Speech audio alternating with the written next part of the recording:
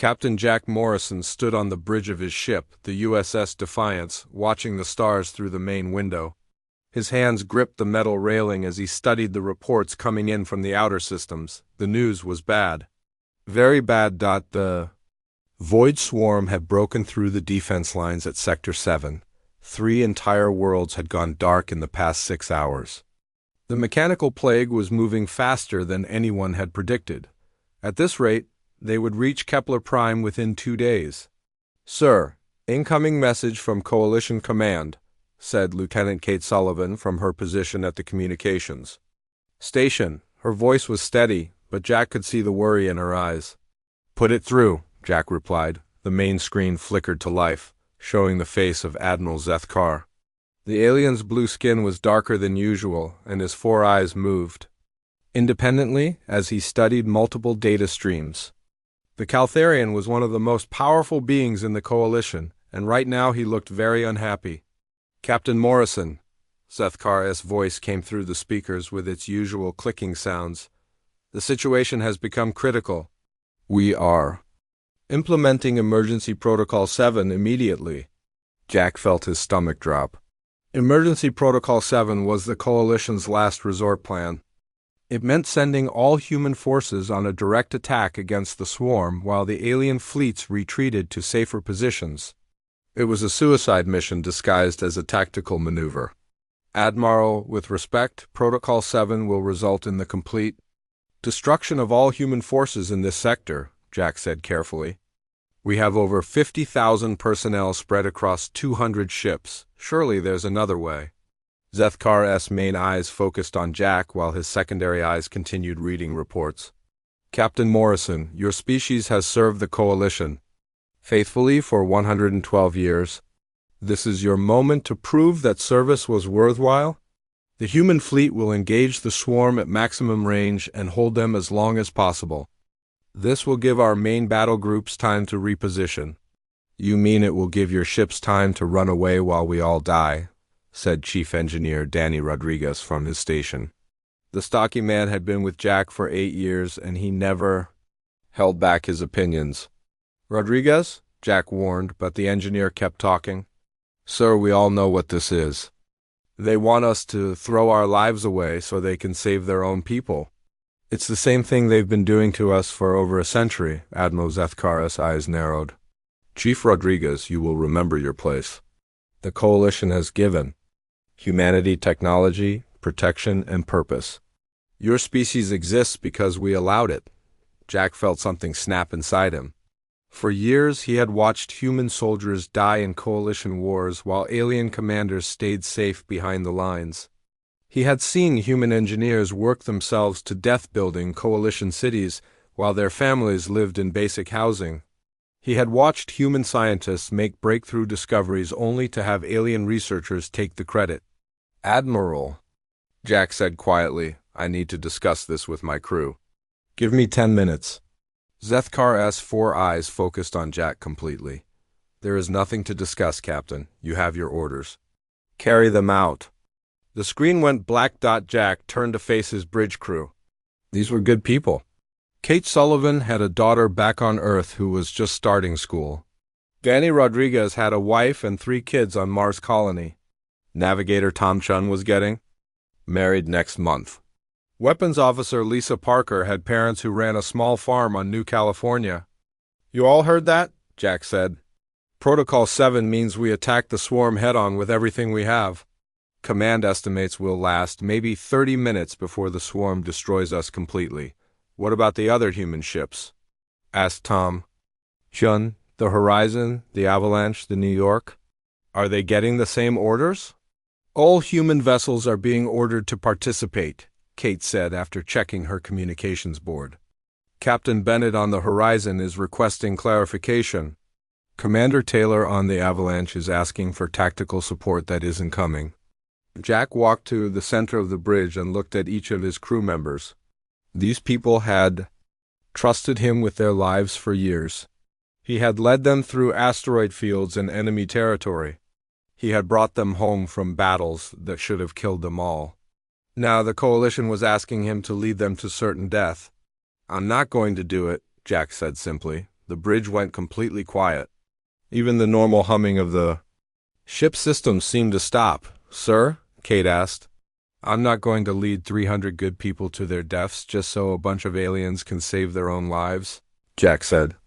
"We've been fighting their wars and building their worlds for over a century. We've earned the right to be treated as equals, not as expendable tools." Danny Rodriguez grinned. "About time someone said it out loud." "Jack, if we refuse orders, they'll court-martial us," said Lisa Parker. "They might even execute us." "They can try," Jack replied. "But first they have to get past our guns." Tom Chun looked up from his navigation station. "Sir, what exactly are you proposing?" Jack walked back to the captain's chair and sat down. "I'm proposing that we tell the Coalition to find another way. We're not going to be their sacrificial lambs anymore. If they want to fight the swarm, they can do it themselves, or they can work with us as equals." "The other human ships won't support us," Lisa said. "They'll follow Coalition orders." "Maybe," Jack said, "or maybe they're just waiting for someone to take the first step." Kate turned in her chair. "Sir, Admiral Zethkar is calling back. He wants an answer." Jack looked around the bridge one more time. His crew was watching him with expressions ranging from fear to excitement to determination. These were his people. He had trained them, fought with them, and trusted them with his life. Now it was time to trust them with something more important. "Put him through," Jack said. Admiral Zethkar's face appeared on the screen again. "Captain Morrison, I trust you have prepared your ship for departure. The attack begins in 1 hour." "Admiral, I have an answer for you," Jack said, standing up from his chair. "The answer is no." For several seconds, Zethkar just stared at the screen. His 4 eyes blinked independently, as if he couldn't process what he had heard. "I beg your pardon?" the alien finally said. "I said no. We're not going to attack the swarm on a suicide mission. Find another way." Zethkar's blue skin turned almost purple. "Captain Morrison, you are refusing a direct order from Coalition Command." "This is mutiny. Call it whatever you want," Jack replied. "But I won't lead my people to certain death just to buy you time to run away." "You will comply with orders or face the consequences," Zethkar said, his voice getting louder. "Kate, open." "A channel to all human ships in the system," Jack said. "Sir, channel open." Jack looked directly at the camera. "This is Captain Jack Morrison of the USS Defiance.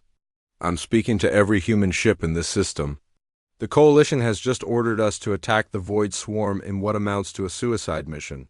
They want us to die so they can retreat to safety." He paused, letting his words sink in. "I'm not going to do it. I'm not going to lead good people to their deaths for commanders who see us as expendable.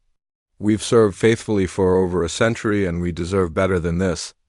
On the screen, Admiral Zethkar was shouting orders to his own crew, but Jack ignored him. "Any human ship that wants to join me is welcome. We'll face whatever comes together. But we won't be sacrificed for people who don't value our lives." Jack nodded to Kate, who closed the channel. The bridge was silent except for the angry voice of Admiral Zethkar, who was now threatening to destroy the Defiance. Then Kate's communication board started lighting up. Ship after ship was requesting to join Jack's position, the Horizon, the Avalanche, the New York, the Boston. One by one, the entire human fleet was moving to form up behind the USS Defiance. Jack smiled for the first time in hours. Maybe he wouldn't be standing alone after all. 2 hours later, Jack Morrison stood on his bridge watching the most beautiful sight he had ever seen. 197 human ships had formed up around the USS Defiance. They hung in space like a steel constellation, their running lights creating patterns against the darkness. Captain Lisa Bennett had been the first to arrive with her ship, the USS Horizon. She was a tough woman from the mining colonies who had worked her way up through the ranks. Her voice came through the communication system with a slight smile in it. "Well, Jack, looks like you started something big," she said from her bridge. "I didn't mean to start anything," Jack replied. "I just got tired of being treated like dirt." Commander Rick Taylor joined the conversation from his heavy cruiser Avalanche. "My crew voted unanimously to join you. Seems like everyone was just waiting." for someone to say what we were all thinking. Jack looked at the tactical display showing all the human ships. Destroyers, cruisers, supply vessels, even the hospital ship Mercy had joined them. Captain Nancy Price had brought her entire medical crew to support whatever was coming next. "Sir, incoming transmission from Earth," Kate Sullivan reported. "It's President Linda Carter." Jack felt his heart skip. The President of Earth was calling him personally. This was either very good news or very bad news. "Put her through," Jack said. The main screen showed President Carter sitting in her office in Geneva. She was a small woman with gray hair and sharp eyes. Behind her, Jack could see the flags of all the human colonies. "Captain Morrison," she said without any introduction.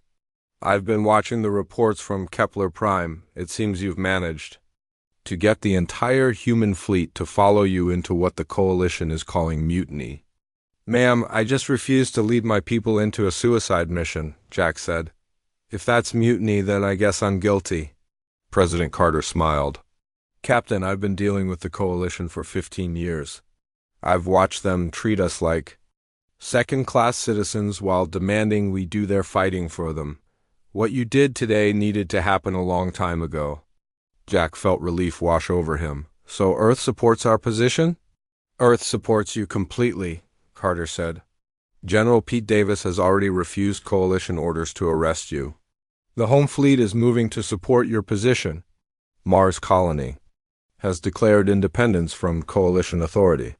The outer colonies are following suit." On the tactical display, Kate marked new contacts jumping into the system. Human ships from across the galaxy were arriving at Kepler Prime. The rebellion that had started with one captain's refusal was spreading across human space. "Ma'am, what about the swarm?" Jack asked. "They're still coming, and now we're fighting our own allies?" "The swarm is 3 days out," Carter replied. "That gives us time to deal with the Coalition response. And Jack, you should know that Supreme Admiral Vorthan is on his way with the main battle fleet. He's not coming to negotiate." Jack knew about Vorthan. The Supreme Admiral was a Krillian warrior who had never lost a battle. He commanded over 500 ships and had absolute authority to use any force necessary to maintain Coalition control. "How long do we have?" Jack asked. "He'll be there in 18 hours, Carter said. "Jack, I need you to know something. What you're doing is right, but it's going to cost lives. Are you prepared for that?" Jack looked around his bridge. His crew was listening to every word. These people had families, dreams, and futures. In 18 hours, they might all be dead. "Ma'am, I've been prepared for that since I put on this uniform," Jack said. "The only difference is that now we're dying for something we believe in instead of dying for people who don't care about us." President Carter nodded. "Then God help us all." "Earth stands with you, Captain." The transmission ended, leaving Jack alone with his thoughts. Around him, the bridge crew continued their work, but he could feel the tension in the air. Everyone knew what was coming. "Sir, Admiral Zethkar is requesting another conversation," Kate reported. "I doubt he wants to apologize," Jack said. "Put him through." Admiral Zethkar appeared on the screen, but he looked different now. His blue skin was pale and his 4 eyes were moving rapidly. Behind him, Jack could see Coalition officers running back and forth. "Captain Morrison, you have created a disaster," Zethkar said. "The entire human fleet has abandoned their posts. 3 colonies have declared independence.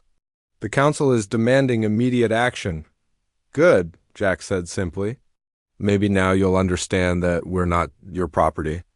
"You don't understand what you've done," Zethkar continued. "The swarm is still coming. Without the human fleet to slow them down, they'll reach the core worlds in less than a week. Billions will die." Jack felt the weight of those words. The swarm was a real threat, and his actions might have doomed innocent people across the galaxy. "Admiral, we're still willing to fight the swarm," Jack said. "But we'll do it as equals, not as expendable tools. The Coalition does not negotiate with mutineers," Zethkar replied. "Supreme Admiral Vorthan has been given full authority to restore order. He will arrive tomorrow with enough firepower to destroy your entire fleet. Then we'll be ready for him," Jack said. You cannot win. Morrison, Vorthan commands the most powerful fleet in the galaxy. Your ships are outnumbered 5-1. Jack looked at the tactical display showing all the human ships. They were smaller than coalition vessels, with less advanced weapons and weaker shields. In a straight fight, they would lose badly. Maybe, Jack said, but we'll go down fighting. Zethkaras. Eyes focused on Jack with what might have been respect. You are either the bravest human I have ever met or the most foolish. Probably both, Jack replied. The transmission ended, leaving the bridge in silence. Jack walked to the main window and looked out at the human fleet. Each ship represented hundreds of people who had chosen to follow him into almost certain death. Sir, Danny Rodriguez said from his engineering station. I've been talking to the other chief engineers. We've got an idea. Jack turned around. I'm listening. While we've been serving the coalition, we've been working on their ships, maintaining their equipment, and studying their technology. We know things about their systems that they don't know we know. What kind of things? Danny grinned. The kind of things that might even the odds a little bit. Over the next few hours, Jack learned about the secret projects that human engineers had been working on across the galaxy.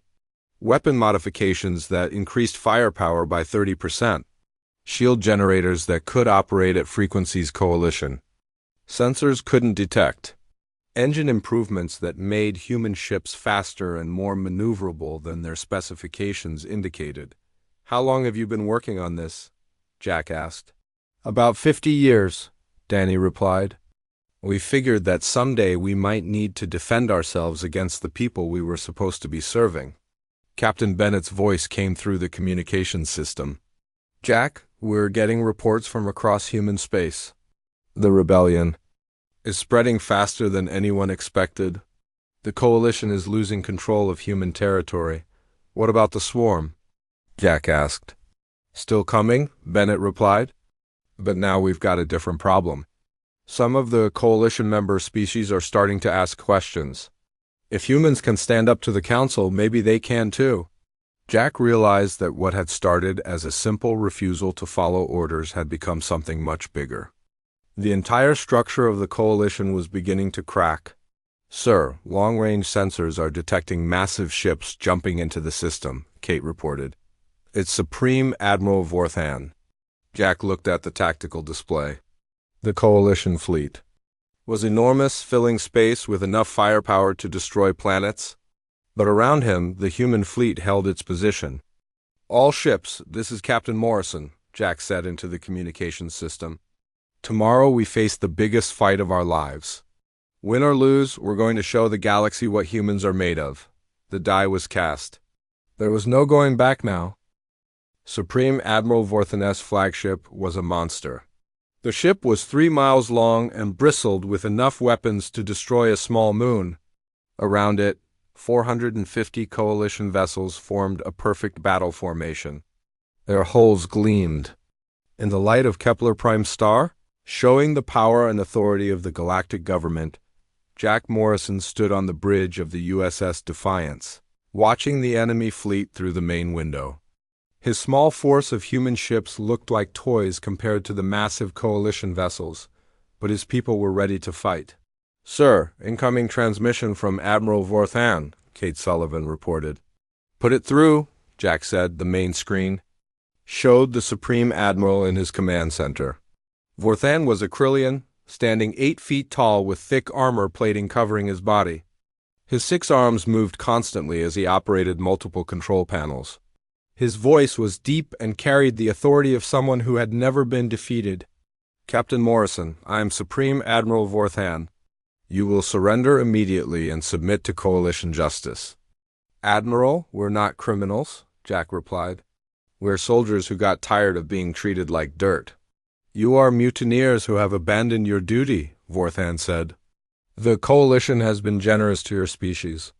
We gave you technology, protection, and purpose. This is how you repay us? Jack felt his anger rising. You gave us nothing. We earned everything through our blood and sweat. We built your cities, fought your wars, and died for your causes. And in return, you treat us like we're worth nothing. Your species exists because we allow it, Vorthan said coldly. That ends today. Surrender now, and I will make your deaths quick. I have a better idea, Jack said. Why don't you go back to your masters and tell them that humans don't surrender anymore? Vorthan's eyes narrowed. So be it. You have chosen your fate. The transmission ended. Jack turned to his crew. All hands, battle stations, this is it. Across. The human fleet, ships prepared for combat. Weapon systems powered up, shield generators hummed to life. Fighter squadrons launched from their carriers. The small human force spread out in a defensive formation, ready to sell their lives as dearly as possible. Sir, the coalition fleet is moving, reported Tom Chun from his navigation station. They're coming in fast. Jack watched the tactical display as the massive enemy formation advanced. The coalition ships moved in perfect order, their commanders confident in their overwhelming advantage. They had done this before, crushing rebellions and maintaining order throughout the galaxy. Danny, are those modifications ready? Jack asked. Yes, sir, replied Chief Engineer Danny Rodriguez. All human ships are equipped with the new systems. The coalition is in for a surprise. Jack opened a channel to the entire human fleet. All ships, this is Morrison. Remember, we're not just fighting for ourselves. We're fighting for every human who ever dreamed of being free. Show them what we're made of. The coalition fleet opened fire first. Massive energy beams lanced across space, lighting up the darkness with deadly colors. The human ships scattered like leaves in a storm, their smaller size allowing them to dodge the heavy weapons. Return fire, Jack ordered. The human fleet responded with everything they had. But instead of the weak weapons the coalition expected, the human ships unleashed modified plasma cannons that burned through enemy shields like paper. Quantum torpedoes phased through armor plating and exploded inside enemy ships. Point defense systems created walls of energy that stopped incoming missiles. What the hell? Came a voice over the coalition communication channel. These readings. Can't be right, Jack smiled. For 50 years, human engineers had been quietly improving their weapons and systems. Every time they maintained coalition equipment, they learned something new. Every time they were given outdated technology, they found ways to make it better. The first coalition ship exploded in a ball of fire, then another. The massive vessels that had seemed invincible were taking damage from the smaller human ships. Sir, coalition flagship is hailing us, Kate reported. Put Vorthan through, Jack said. The Supreme Admiral appeared on screen again, but he looked different now. His confidence was gone, replaced by confusion and anger. What trickery is this? Vorthan demanded. Your weapons should not be able to penetrate our defenses. Maybe you should have paid more attention to what your servants were doing, Jack replied. We've been learning from you for over a century. Did you think we'd stay weak forever? The battle raged across the star system. Human ships darted between the larger coalition vessels, their improved engines allowing them to move faster than their enemies expected. Captain Lisa Bennett led a group of destroyers in a coordinated attack that crippled a coalition battleship. Commander Rick Taylor used his heavy cruiser to ram through the enemy formation, his upgraded shields holding long enough to reach the other side, but the human fleet was still outnumbered. For every coalition ship they destroyed, they lost 2 of their own. The USS Boston exploded after taking multiple hits. The carrier New York went down fighting, its pilots continuing to attack even after their ship was crippled. Sir, we're losing. Ship's fast, Lisa Parker reported from her weapons station. At this rate, we'll be destroyed in another hour. Jack watched the tactical display with growing despair. His people were fighting with incredible courage, but courage alone wouldn't be enough. The coalition had too many ships, too many weapons, too much firepower. That's when the sensors detected something new. Sir, massive energy signatures approaching from the edge of the system, Tom Chung reported. It's the Void Swarm. Jack felt. His blood turned to ice. The mechanical plague had arrived early, drawn by the massive battle taking place. Now they faced 2 enemies at once. The swarm ships were unlike anything in the galaxy. They were dark, angular vessels that seemed to absorb light itself. They moved in perfect formation, their artificial intelligence calculating the most efficient way to destroy everything in their path. All coalition ships, this is Admiral Vorthan, came the Supreme Admiral's voice over the open channel. The swarm has arrived. We must retreat immediately. Running away again? Jack said into his communicator, just like you wanted us to do? This is different, Vorthan replied. The swarm cannot be defeated. Our only choice is to evacuate the system. Jack looked at his crew. They were exhausted, beaten, and facing impossible odds. But they were still at their posts, still ready to fight. All human ships, this is Morrison, Jack said. The swarm is here. The coalition wants to run away and leave the people of Kepler Prime to die. I say we give the swarm a fight they'll never forget. Sir, we can't fight both the coalition and the swarm, Lisa Parker said quietly. Watch me, Jack replied. He opened a channel to the entire system. All ships, coalition and human alike. The swarm is here. They're going to destroy everything in this system unless we stop them. I'm ordering the human fleet to protect the coalition evacuation ships. There was silence on the communication channels. Then Vorthan's voice came through, filled with confusion. Morrison, what are you doing? What we should have been doing all along, Jack replied. Protecting innocent people. The human fleet broke off their attack on the coalition ships and moved to engage the swarm. As they did, something unexpected happened. Some of the coalition vessels stopped retreating and joined the battle. This is Captain Sektar of the coalition ship Vengeance, came a voice over the radio. We stand with the humans. This is Commander Yilbeth of the cruiser Lightning, came another voice. The humans are right. We fight together or we die alone. Jack felt hope rising in his chest. Maybe, just maybe, they could win this. The real battle was about to begin. The void swarm moved through space like a disease. Their dark ships absorbed the light from Kepler Prime's star, creating shadows that seemed to eat at reality itself. Jack Morrison watched from the bridge of the USS Defiance as hundreds of mechanical vessels arranged themselves in perfect geometric patterns. Sir, I'm reading over 600 swarm ships, reported Tan Chun from his navigation station. They're bigger than anything we've ever seen. Jack studied the tactical display. The swarm vessels were massive, each one the size of a coalition battleship, but these weren't built by any living species. They were created by artificial intelligence that had consumed entire star systems to build its fleet.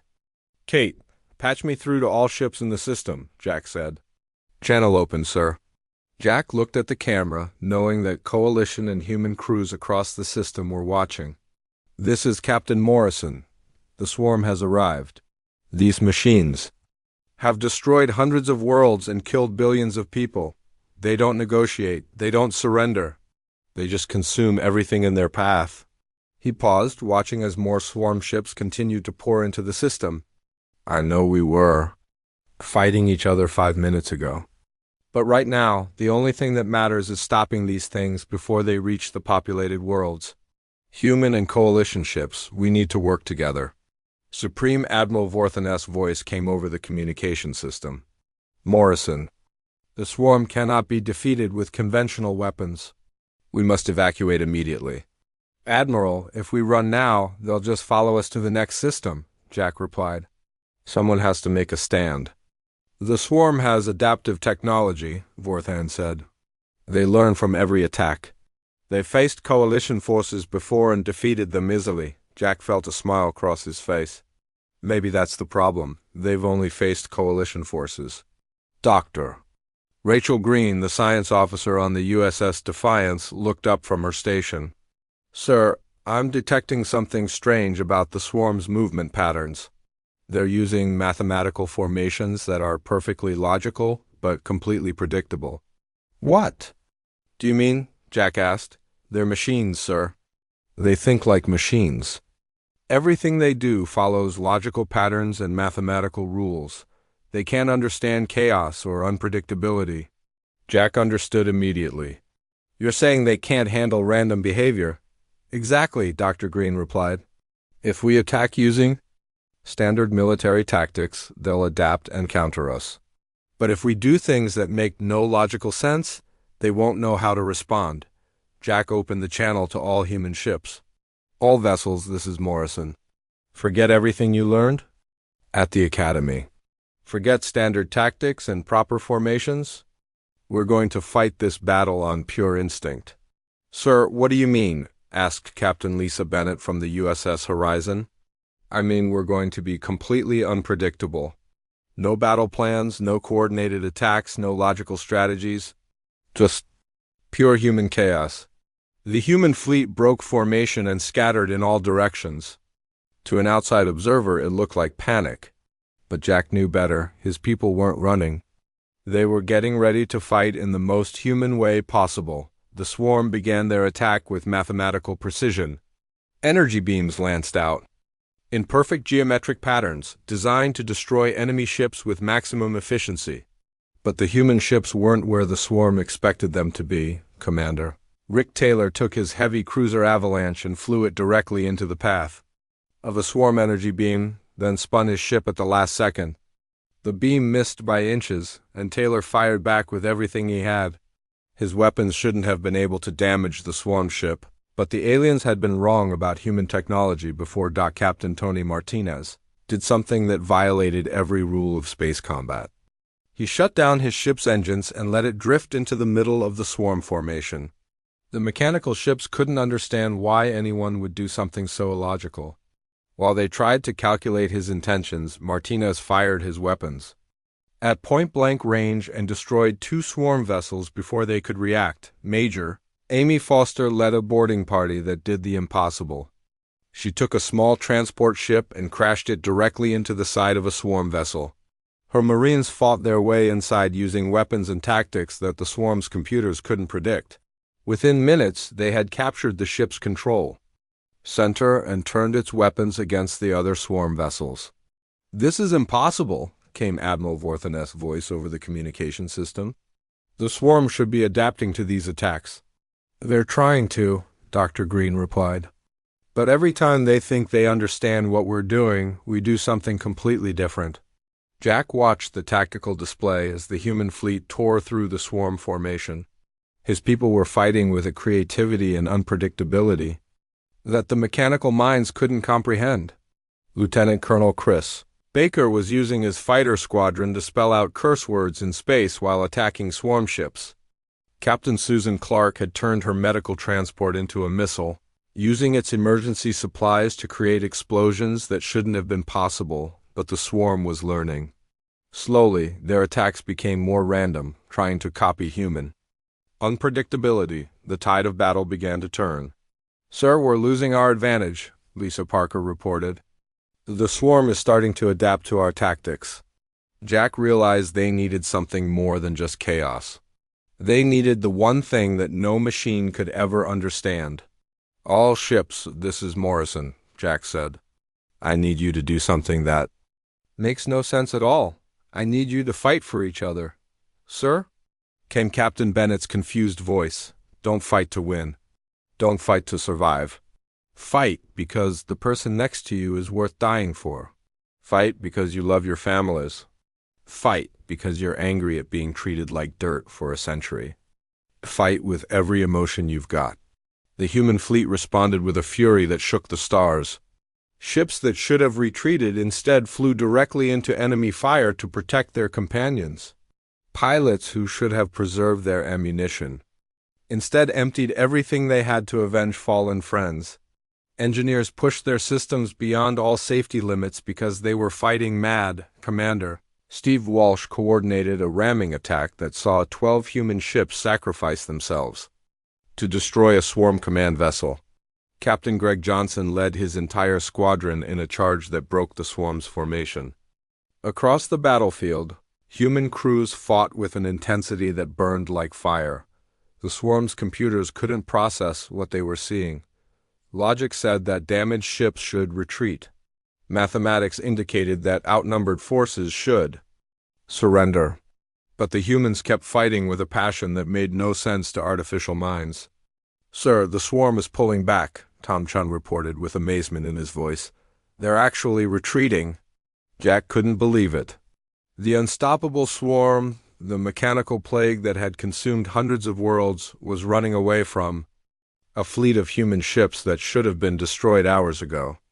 "All Coalition ships, this is Admiral Vorthan," came the Supreme Admiral's voice. "The swarm is in full retreat." "I repeat, the swarm is retreating, but the battle wasn't over."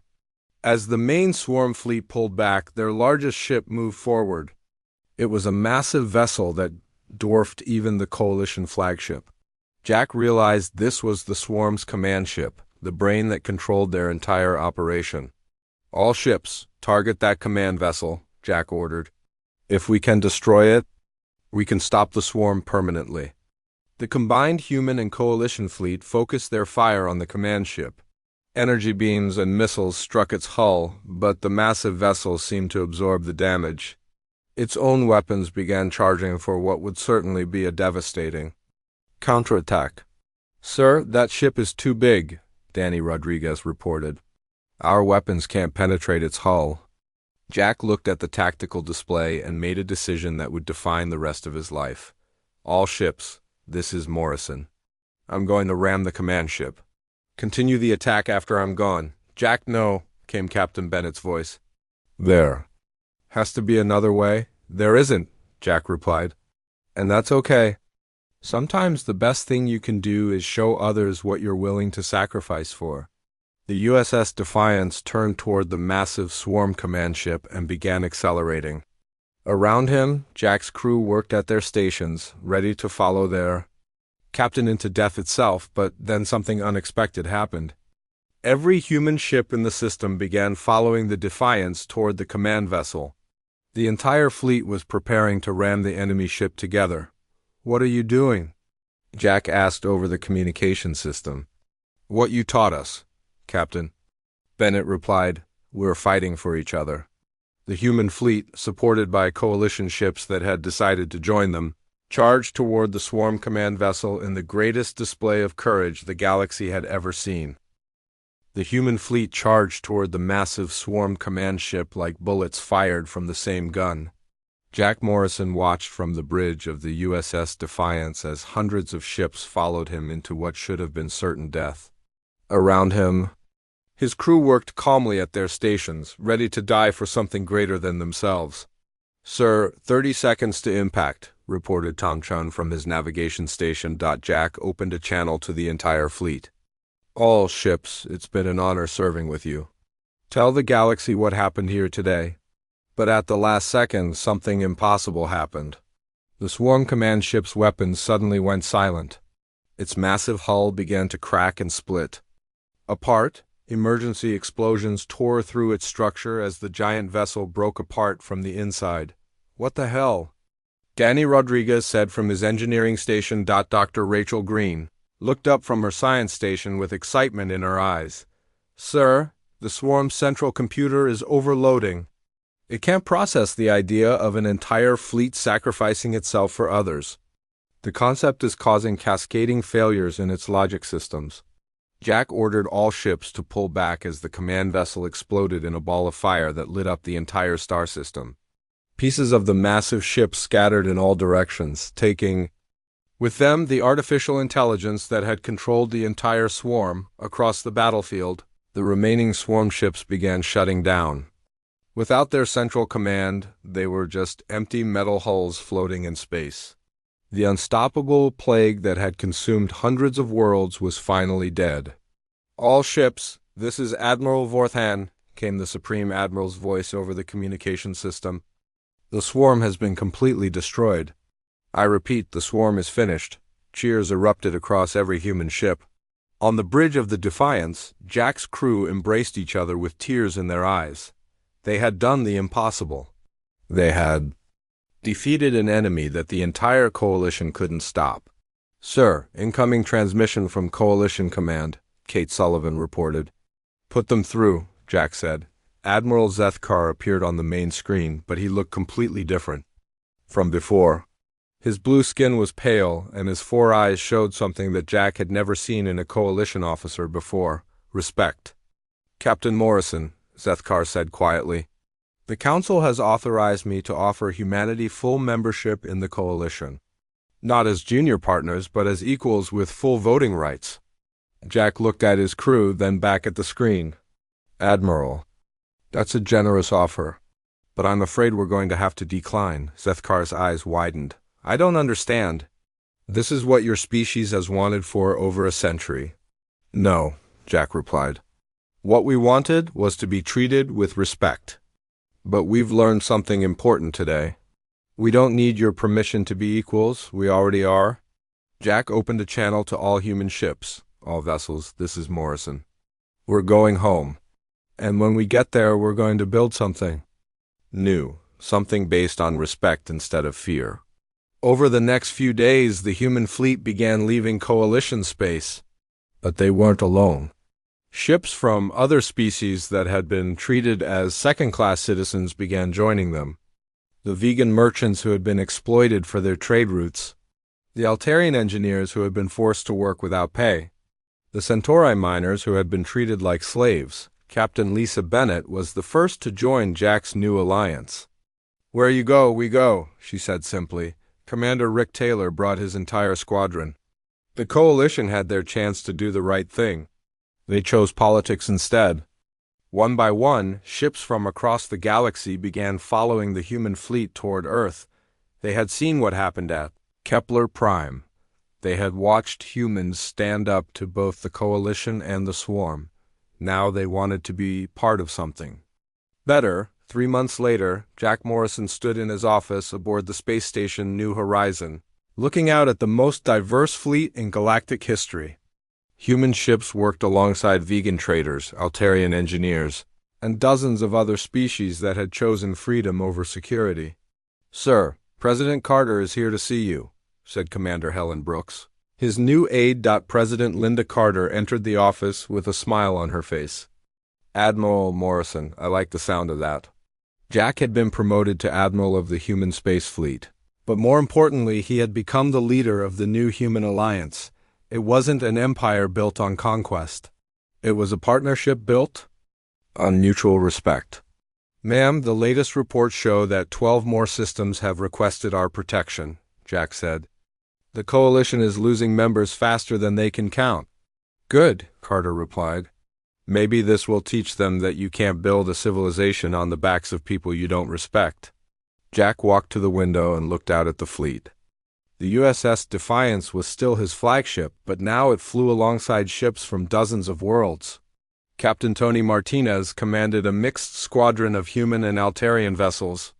Major Amy Foster trained security teams made up of species that had never worked together before. Ma'am, there's something I need to tell you, Jack said. The Coalition has made contact again. They're offering us anything we want if we'll return to their authority. What did you tell them? Jack smiled. I told them that we're not interested in being anyone's authority. We're interested in being partners. The door chimed, and Dr. Rachel Green entered with a datapad in her hands. Admiral, we've received some interesting news. The Coalition Council is facing rebellions in 3 sectors. It seems like other species decided to follow our example. Jack wasn't surprised. The battle at Kepler Prime had shown the galaxy that the Coalition wasn't invincible. More importantly, it had shown that standing up for what's right was possible.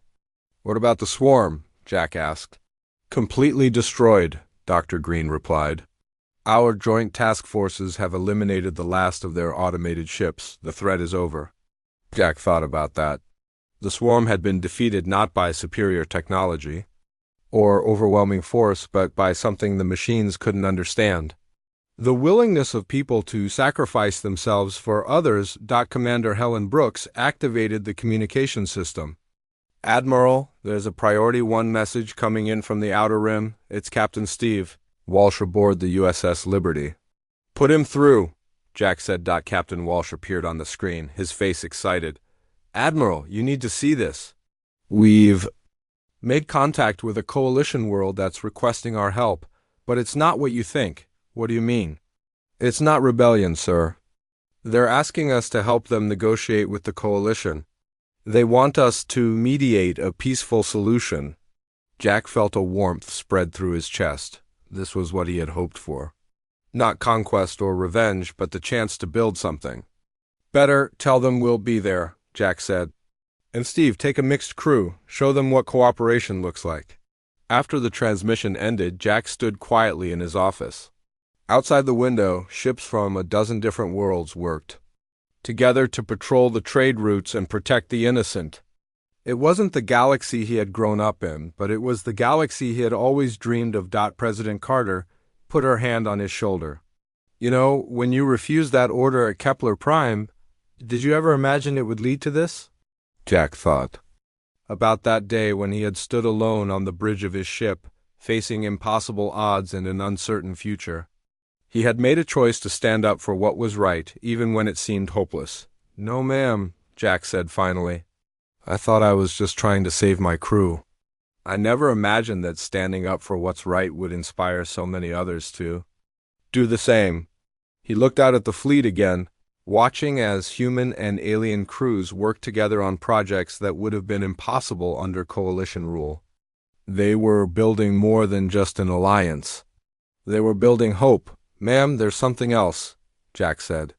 "I've been thinking about retiring from active duty. There are qualified people who can run the fleet better than I can. Where would you go?" Jack smiled. "I want to start a school. A place where young people from all species can learn to work together.